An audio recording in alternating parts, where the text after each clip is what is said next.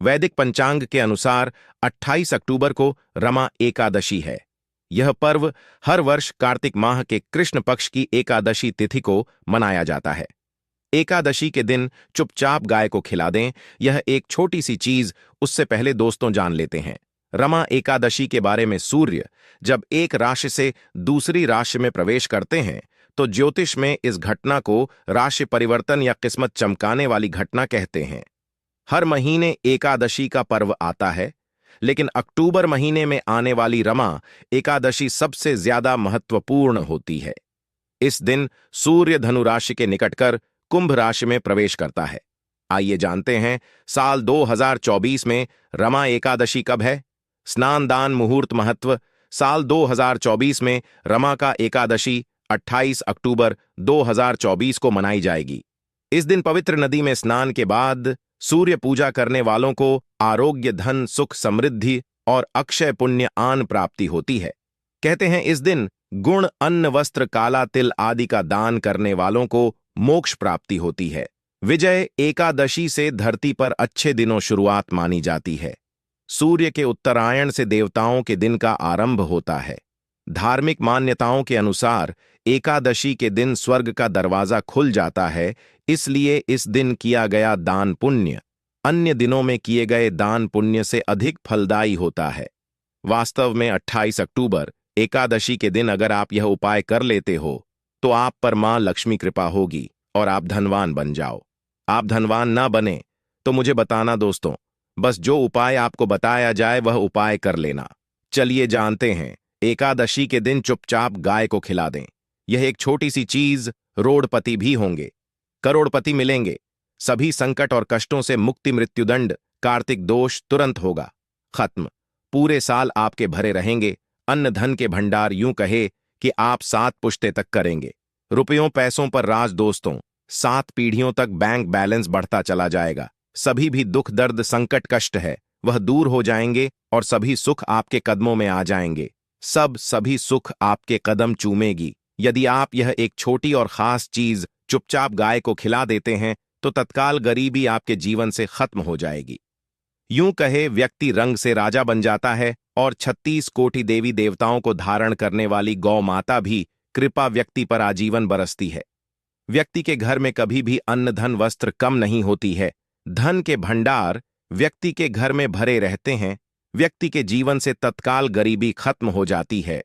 तो दोस्तों, कौन कौन से वे गाय से जुड़े खास और महत्वपूर्ण उपाय हैं जिन्हें यदि आप एकादशी के दिन कर लेते हैं तो दोस्तों, या न मानिए, आपके घर में अन्न धन के भंडार सदैव भरे रहेंगे। जो भी जीवन के दुख, दर्द, संकट, कष्ट है वह सभी दूर हो जाएंगे। इस वीडियो में हम आपको उसी एक खास और महत्वपूर्ण चीज के बारे में बताएंगे, क्योंकि आपको एकादशी के दिन गाय को जरूर खिलानी है। तो दोस्तों, अपने फायदे के लिए पूरा वीडियो देखना। यदि आज इस वीडियो को अपने बीच बीच में से देखा, काट काट कर देखा, तो नए मानिए जीवन में आपको कभी सफलता हासिल भी नहीं होगी, क्योंकि इस वीडियो में आपको कुछ ऐसे उपाय गाय से जुड़े बताने वाले हैं जिन्हें करने से आपके जीवन के जो भी दुख, दर्द, संकट है या कामयाबी होने में कोई बाधाएं आ रही, सभी से छुटकारा मिलने वाला है। यूं कहे कि आपके जीवन में अपार धन, सुख, संपत्ति प्राप्ति हो जाएगी। कभी भी धन से संबंधित परेशानी नहीं रहेगी।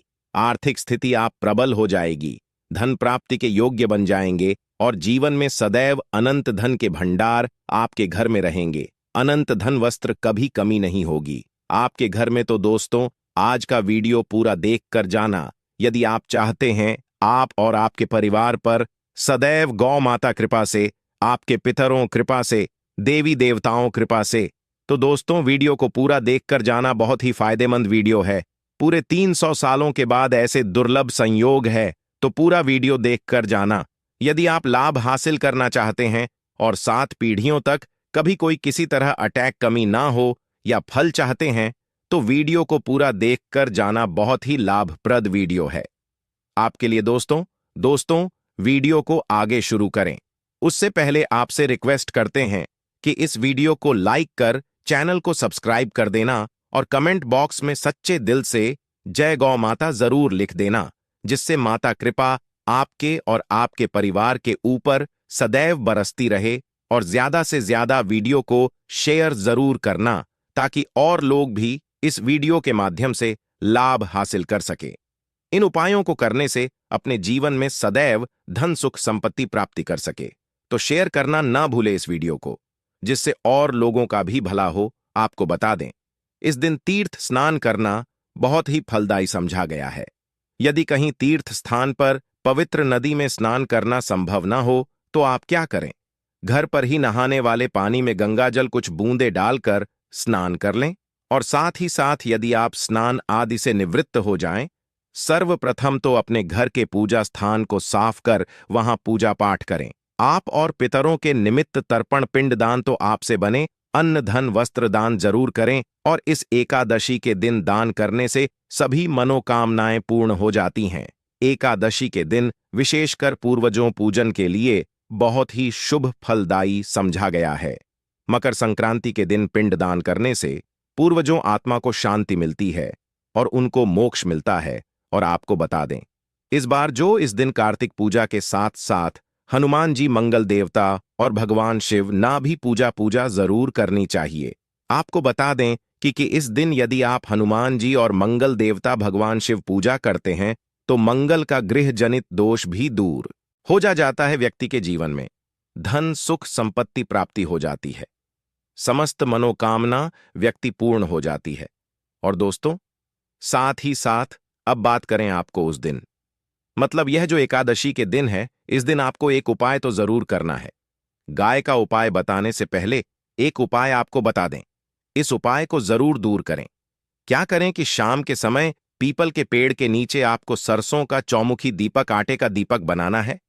चौमुखी, उसमें आपको कलावे बाती लगाकर सरसों के तेल का दीपक जला देना है और बीच में 2 साबुत फूल वाले लौंग भी डाल दें। फिर देखिए कैसे चमत्कार आपके जीवन में होता है। शाम के समय जलाकर उसे छोड़े, मनोकामना मांगकर। दोस्तों, 11 दिनों के आप वह मनोकामना पूर्ण ना हो जाए तो हमें बता देना। बहुत ही प्रभावशाली उपाय बताया मैंने आपको, बहुत ही दुर्लभ से दुर्लभ है। इस बार नए वर्ष के उपाय को जरूर करें। यह उपाय जो है बहुत ही आपको लाभ देगा।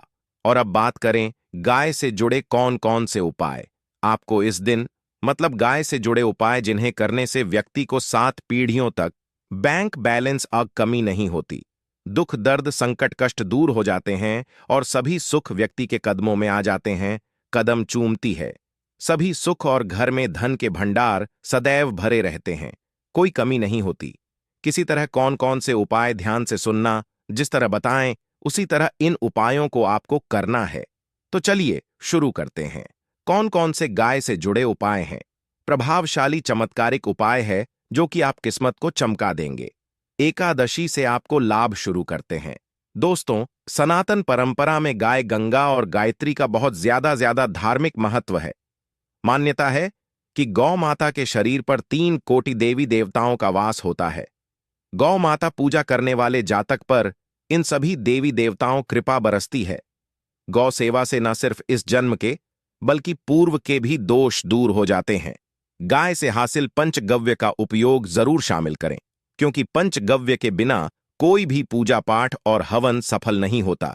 या दोस्तों, गौ कृपा पाने के लिए प्रतिदिन सप्ताह अथवा महीने में परिवार समेत एक बार गौशाला जाने का नियम जरूर बनाएं और वहां गायों को हरा चारा जरूर खिलाएं।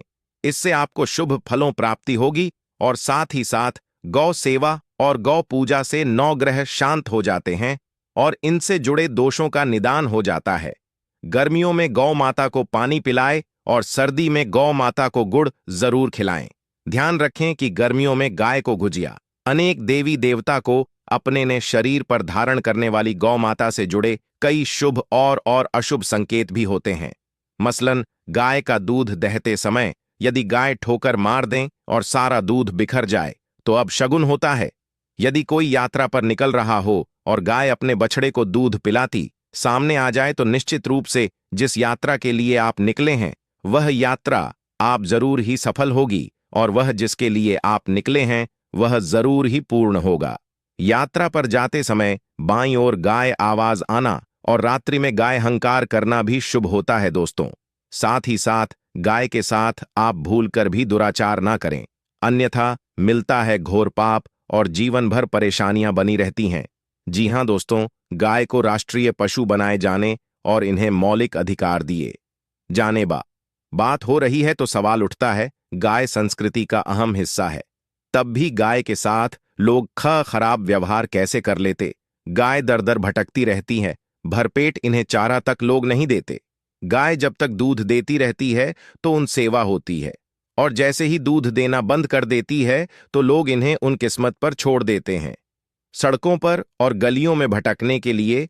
ऐसे में गोवंश जीवों को कोई डंडे मारता है तो कोई पानी डाल देता है, कभी वाहनों चपेट में आ जाती है तो कभी बीमार होकर बेचारी यह गाय दम तोड़ देती है।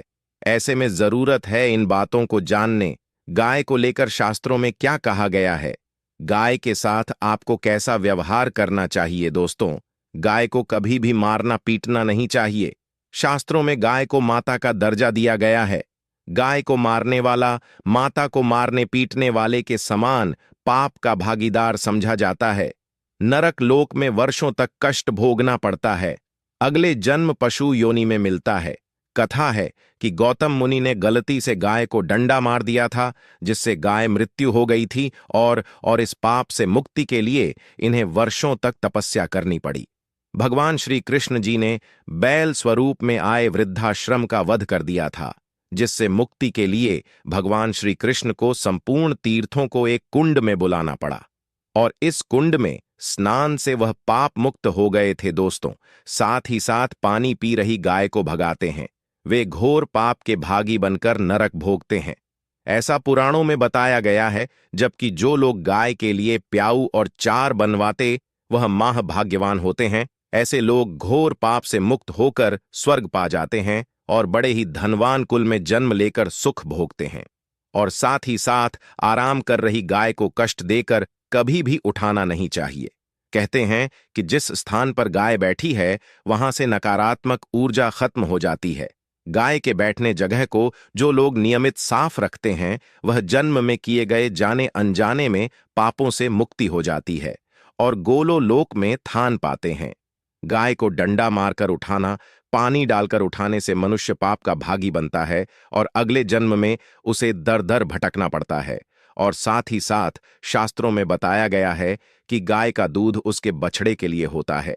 गाय के बछड़े से बचा हुआ दूध ही मनुष्य को लेना चाहिए, परंतु कुछ लोग एक बार गाय को दूध लेने बाद फिर से बछड़े के लिए बचा हुआ दूध भी धो लेते हैं। ऐसा करना घोर पाप कहा जाता है।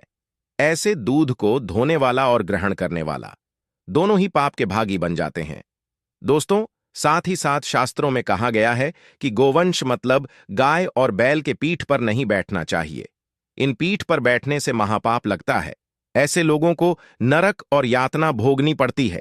एकमात्र देव के अंश के उत्पन्न नंदी ही गोवंश है, जिस पर स्वयं महादेव और महादेवी सवारी करती है।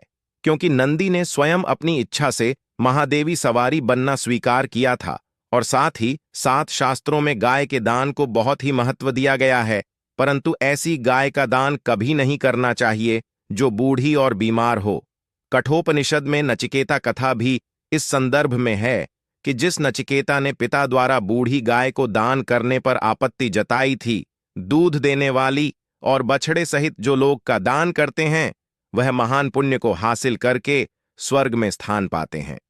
दोस्तों, साथ ही साथ सूर्य चंद्र मंगल शुक्र युक्ति राहु से हो तो कार्तिक दोष होता है। यह भी मान्यता है कि सूर्य का संबंध पिता से एवं मंगल का संबंध होने के कारण सूर्य यदि शनि राहु या केतु के साथ स्थित हो या दृष्टि संबंधी हो तथा मंगल युति राहु या केतु से हो तो कार्तिक दोष होता है। इस दोष से जीवन संघर्ष मम बन जाता है। कार्तिक दोष हो तो गाय को प्रतिदिन या किसी भी एकादशी को या किसी पूर्णिमा के दिन, अमावस्या या किसी भी खास दिन पर रोटी गुड़ चारा खिलाने से कार्तिक दोष खत्म जाता है। साथ ही साथ गाय पीठ पर जो कूबड़ बना होता है वह बृहस्पति गुरु है।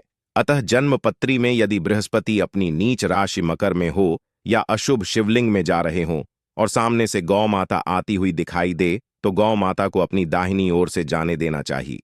आप यात्रा जरूर ही सफल होगी। और जिस घर में गाय होती है उसमें वास्तु दोष स्वतः ही खत्म हो जाता है। और साथ ही साथ आपको बता दें कि गाय को आप भी रोटी बनाएं। प्रतिदिन ताज़ी रोटी ही बनाएं। गाय को अगर आपने रोटी बनाई है तो कोशिश करें कि उस रोटी को आप तुरंत ही गाय को दे दें। अगर आप उस रोटी को रख दें और उस रोटी को अगले दिन देंगे तो वह रोटी बांसी मानी जाएगी। गाय को कभी भी बांसी रोटी ना दें। इससे घर में नकारात्मक ऊर्जा वास करती है और जो भी काम आपके बनने वाले होंगे वह काम भी आपके बिल्कुल भी नहीं बनेंगे। इससे आपके घर में हमेशा दर्द देवता का वास रहेगा और आप जिस भी काम को करेंगे उस काम में आपको हमेशा असफलता ही हाथ लगेगी।